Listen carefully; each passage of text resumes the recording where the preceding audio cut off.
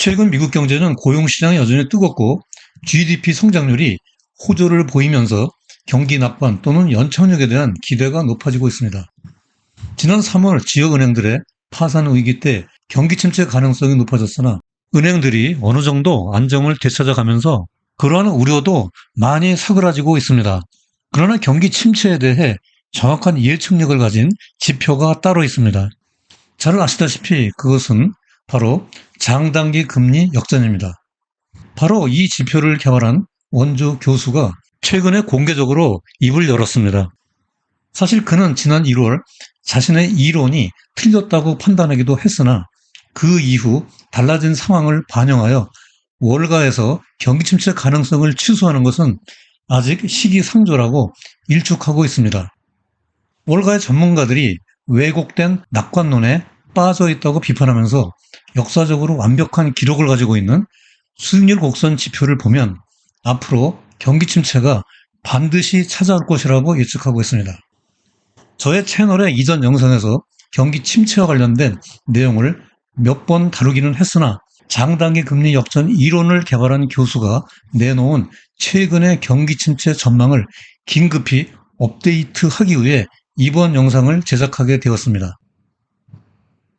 따라서 오늘 포커스 정대톡은 수익률 곡선 역전 이론의 원조, 월가의 왜곡된 경기 낙관론, 역사적으로 완벽한 지표, 그리고 경기 침체 진입 예상 시기 등의 순서로 살펴보도록 하겠습니다. 자, 이제 오늘의 상세한 이야기 속으로 들어가 보겠습니다.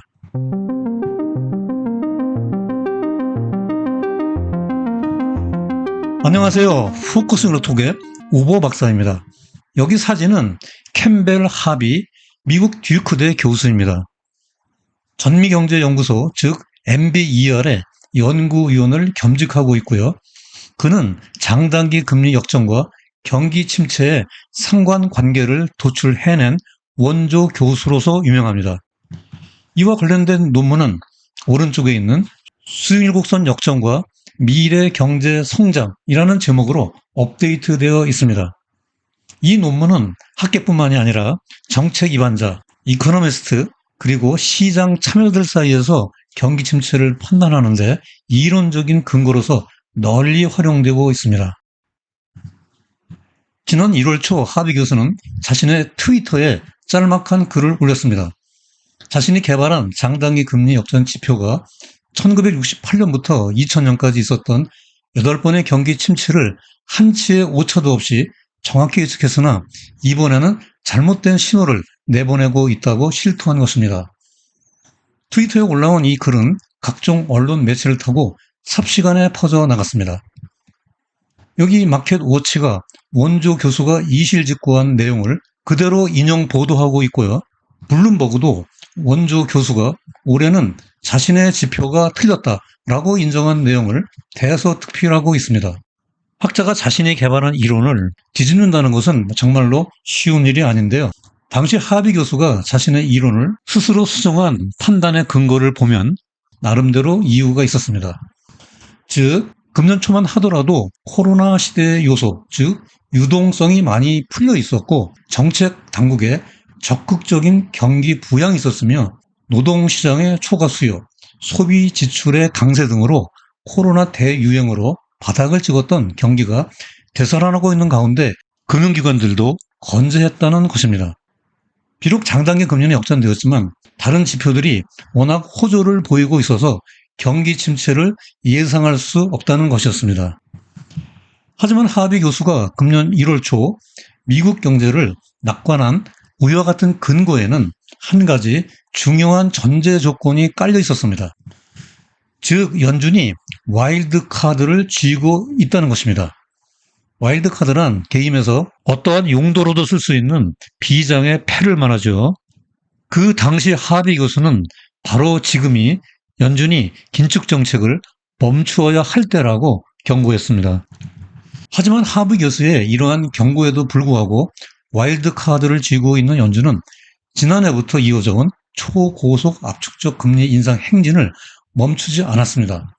결과적으로 금년 들어서만 25bp씩 4번에 걸쳐 무려 100bp나 정책 금리를 인상하여 5.5%가 되었습니다. 이것은 연준이 한참 큰 반칙을 한 것입니다. 결과적으로 정책금리는 금융위기 때를 넘어 2001년 닷컴 버블 붕괴 당시 22년 만에 가장 높은 수준이 되었습니다. 아니나 다를까 금년 3월 고금리를 견디지 못하는 은행들이 쓰러지기 시작했습니다. 실버게이트 은행, 실리콘밸리 은행, 시그너처 은행이 순서대로 문을 닫았습니다. 여기에 그치지 않고 5월에는 퍼스트 리퍼블릭 은행이 파산하여 JP 모건에 인수되었습니다. 자산규모 14위의 대형은행이 역사 속으로 사라지게 된 것입니다. 은행들이 보유하고 있던 국채 등 자산의 미실현 손실이 눈덩이처럼 불어났고 저금리 고정 장기 모기지 대출로부터 압박이 가중된 결과입니다. 여기에다 고객들의 불안 심리가 가서요. 뱅크런이 발생함으로써 끝내 은행의 간판을 내리게 되었습니다. 그 당시 지역은행 위기는 예금보험공사가 25만 달러 이상의 한도를 초과하는 예금도 전액 보호해주고 연준이 은행들의 채권을 담보로 긴급 자금을 빌려주는 프로그램, 즉 BTFP를 도입함으로써 발등에 떨어진 급한 불은 껐습니다. 그러나 와일드 카드를 진 연준은 정책 금리를 계속 끌어올렸습니다. 은행의 파산 위기가 불거진 3월만 해도 파월 의장은 시정 경색과 경기 침체 가능성을 우려했었는데요. 지난 7월 FOMC에서 확연히 달라진 모습을 보였습니다. 이날 FOMC가 끝난 후 기자회견에서 파월 의장은 연준의 연구위원들이 금년 초까지만 하더라도 경기 둔화를 예상했으나 지금은 최근 미국 경제의 회복력을 감안할 때 더 이상 경기 침체를 예측하지 않는다라고 잘라 말했습니다. 연준의 사전에 경기 침체라는 단어가 없다는 단호한 어조였습니다. 이와 함께 월가에서도 경기 침체에 대한 우려가 빠르게 사라지고 있었습니다. 월가의 이코노미스트들은 경기 침체 가능성에 대한 전망을 일제히 하향 조정하기 시작했는데요. 골드만삭스는 무려 20%로 낮췄습니다. 더구나 경기 침체보다는 연착륙에 베팅하는 비율이 68%나 되었습니다. 이에 따라 전통적인 경기 침체 예측 지표로서 장단기 금리 역전에 유효성에 의문을 제기하는 전문가들이 늘어나기 시작했습니다. 그러나 하비 교수는 월가의 이러한 분위기에 대해서 왜곡된 낙관론이라고 일축하고 있습니다. 그리고 정책 당국의 긴급 처방으로 금융 시스템이 안정을 되찾은 것 같지만 이것은 폭풍 전야에 고요에 지나지 않을 뿐이라고 비유하고 있습니다. 최근 하비 교수는 야후 파이낸스와의 인터뷰에서 경기 침체 가능성을 취소하는 것은 시기상조라고 적심 발언을 쏟아냈습니다. 경기 침체 지표를 개발한 원조 교수로서 연준과 월가의 전문가들 향해 경고의 쓴소리를 던진 것입니다.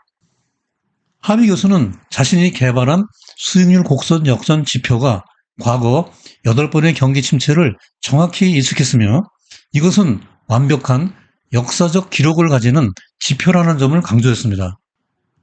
하비 교수는 장단기 금리차 연구에 10년물과 3개월물 국채 금리 데이터를 사용합니다. 통상적으로 사용되는 2년물보다 3개월물이 연준의 통화 정책을 더 정확하게 반영하고 있기 때문입니다. 이 그래프에서 보듯이 1968년부터 2020년까지 8번의 경기 침체가 있었고요. 10년물과 3개월물 금리 차는 한 번도 예외 없이 역전되었습니다. 저희 채널의 이전 영상에서 7번의 경기 침체라고 했으나 이번에는 1980년대 볼커 시대에 있었던 경기 침체를 둘로 나누어 8번의 경기 침체로 수정했습니다. 현재 이 장단기 금리차가 10개월 이상 역전되어 있고요. 그 폭은 무려 마이너스 138bp나 됩니다. 과연 앞으로 하비 교수의 예측대로 경기 침체가 올지 흥미있는 관전 포인트라고 할 수 있겠습니다.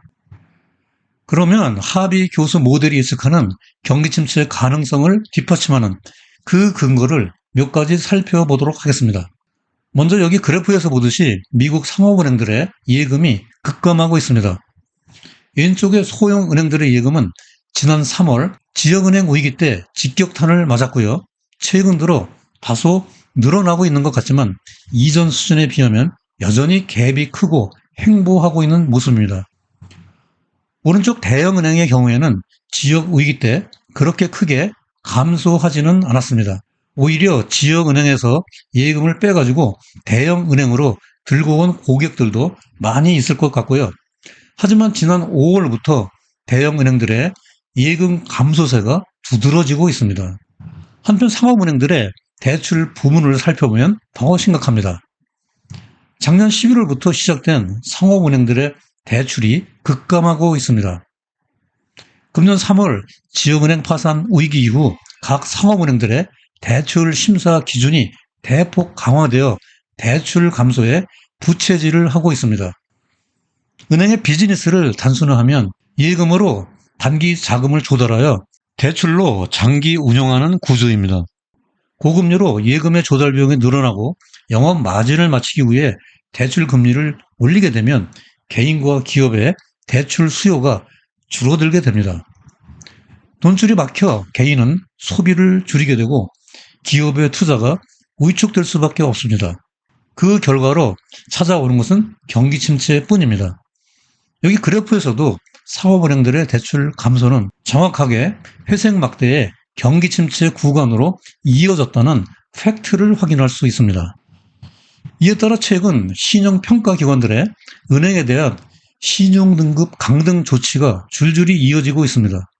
무디스가 10개 지역은행들의 신용등급을 일제히 강등시켰고 6개 대형은행들을 관찰 대상에 편입시켰습니다. 이에 뒤질세라 스탠다드 푸어스도 6개 은행의 신용등급을 깎아내리고 2개 은행에 대한 전망을 부정적으로 분류했습니다. 얼마 전 미국의 국가 신용등급을 끌어내려 주목을 받았던 피치도 앞으로 수십 개의 미국 은행들의 신용등급을 강등시킬 수 있다고 경고했습니다.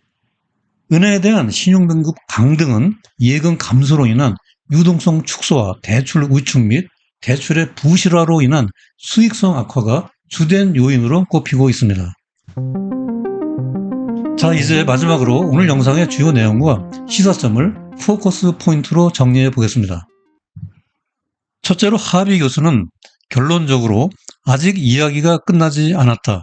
Not the end of the story라고 주장하고 있습니다.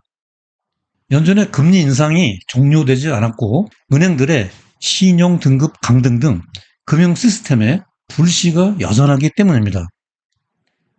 둘째로 먼저 왼쪽 그래프를 보겠습니다. 하비 교수가 연구한 1968년 이후 8번의 경기 침체 사례를 보면 실업률은 경기 침체에 진입한 후 증가하기 시작한 팩트를 확인할 수 있습니다. 또 3분기 GDP 성장률이 6% 가까이 예상되고 있으나 실업률과 GDP 성장률은 대표적인 후행지표이므로 현재 데이터를 근거로 미래의 연착륙을 기대하는 것은 오류의 함정에 빠질 수 있습니다. 실제로 과거 8번의 경기 침체는 수익률 곡선 역전 후 11개월 이내에 발생했고 최근 4번은 13개월 이내에 발생했습니다. 따라서 이러한 역사적 평균에 따르면 오른쪽 그래프에서 2022년 10월 말부터 장단기 금리가 역전되었으므로 이번에는 2024년 초를 전후로 하여 경기 침체 진입이 예상됩니다. 물론 역사가 미래에 그대로 반복되지 않을 수도 있지만 위와 같은 분석 자료를 통해 향후 경기의 방향성을 읽어낼 수 있는 역량은 각자의 성공적 투자 판단을 위해 매우 중요한 요소가 될 것입니다. 포커싱 네트워크는 매번 영상의 방송 전체 대본을 블로그 우보의 경제당후에 업로드해드리고 있습니다. 먼저 영상을 시청하신 후 아래 블로그에 접속하면 콘텐츠의 구체적인 데이터 확인과 세부 내용에 대한 리뷰가 가능하니 많이 활용해 주시기 바랍니다. 마지막 무더위에 건강관리 잘 하시고요. 오늘 영상이 도움되었다면 구독과 좋아요 부탁드립니다.